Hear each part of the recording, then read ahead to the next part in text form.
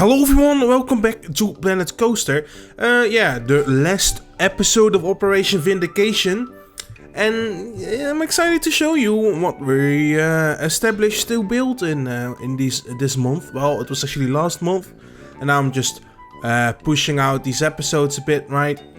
And today was actually supposed to be the main cinematic showcase. But you know how life works. Sometimes things get delayed and scheduled around. So I had some stuff I needed to deal with for a bit.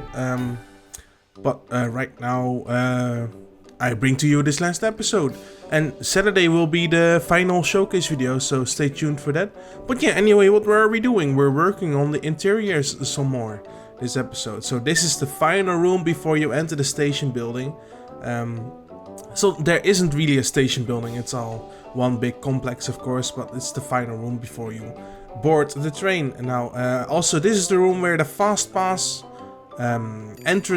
exit comes together with the normal queue. So you have a tiny bit of queue together with the normal queue, and it is about like a maximum 15 minutes wait time from that point, right? What I did for this room is I used these computers because they look kind of vintage and old, and it fits pretty well with the whole aesthetic we're going for in this Russian Soviet themed building, of course. And then I put these stained things on the ground. You know what we are doing. We've been doing this the whole build. I'm actually so happy that I finally managed to build like a dark ride area thing in a long time, because I made that Tesla thing a long time ago, but I didn't record any episodes of it, which is a shame because that took me 2 months, and it would be really interesting to see how I built that again, because it's been a while and I tend to forget things. Some little tricks here and there, but yeah, lots of TMTK of course in this build, which wasn't possible before TMTK was a thing. So that really elevates everything, makes it easier to build, so I'm excited for that. That's also why I prefer Planko in a lot of ways to Planet Zoo, even though Planet Zoo looks like objectively better in most scenarios with the lighting and stuff. But Planko still holds up for a large part. But now I'm putting Planko on a down low burner, how do you say that? Just because, we've been focusing on it a lot, and I really want to get back in the Planet Zoo, make some more content there. But yeah, can't wait to show you guys the finished video of this whole experience Dave and I made. So what did I do for the station building here? Well, the whole theme of the station is it's called Sector 4, this ride, and it is essentially a test track for a missile to see if the missile performs well, the homing, the trajectory thing. So you're actually boarding a missile. That's why you see these giant missile heads also in this room, because you're actually boarding one. That's why the railings and wheels on them, because you're like the fantasies that you're being pulled through this loading section, right? I thought it was really interesting. Then I put some lines on top, some stains, to make it look a bit grungy. It would look a lot worse without these dirt decals again, yeah. Oh, and what's this? This is my favorite part of the build. Oh no, this is my favorite part of the build. Nah, just messing around a bit there. I was bored. I used these ladders made by Hydro and to call that the assembly line, and here I'm just numbering all the I don't know what's it called, like where the people should stand and stuff. Dedicated seating to really boost the efficiency and the capacity of the ride. Then for the transfer track, I thought, hey, why not put some giant missiles on top of them? So even the transfer track is themed. Yeah, and same with the frameworks around it to hoist them up and move them around. Because here you're going into the launch bay, essentially. And here I'm building in the queue area as a sign called Diagnostics. So interesting, right? So yeah, you're entering the Diagnostics area, which is the room we worked on previously in the episode. Yeah, I had really a lot of fun with building these interiors.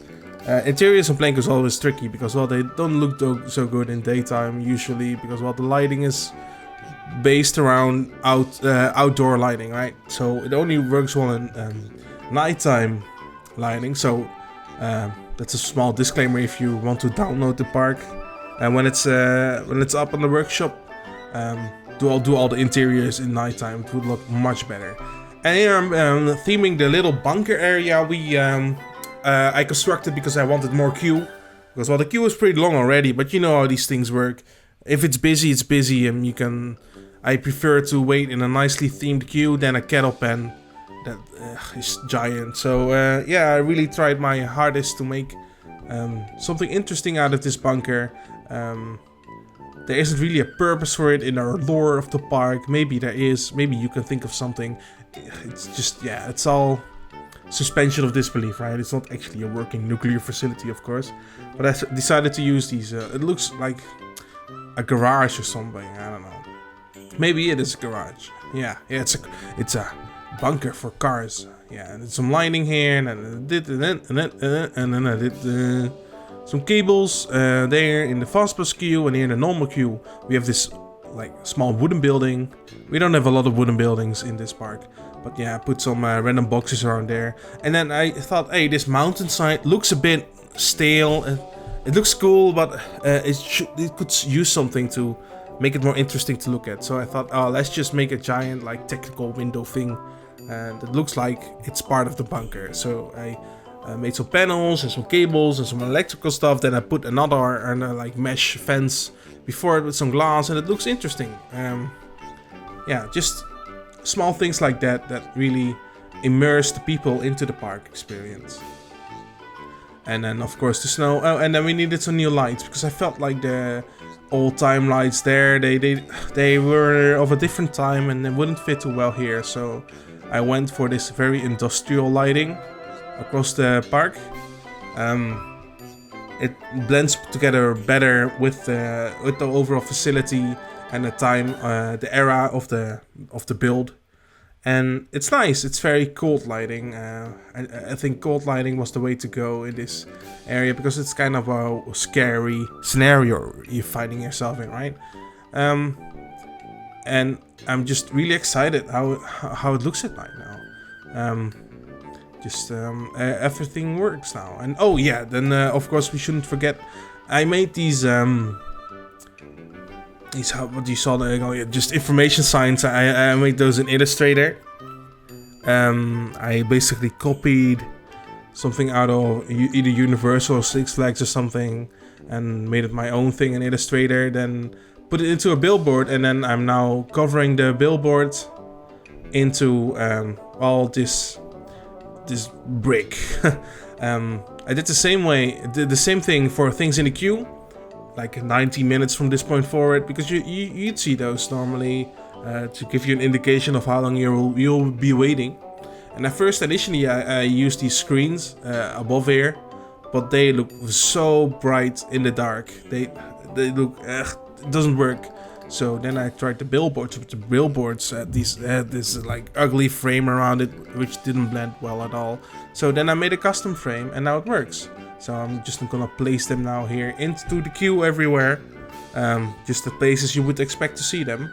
So I thought that was a nice touch with a bit of realism going on, because, well, that's what I like, right?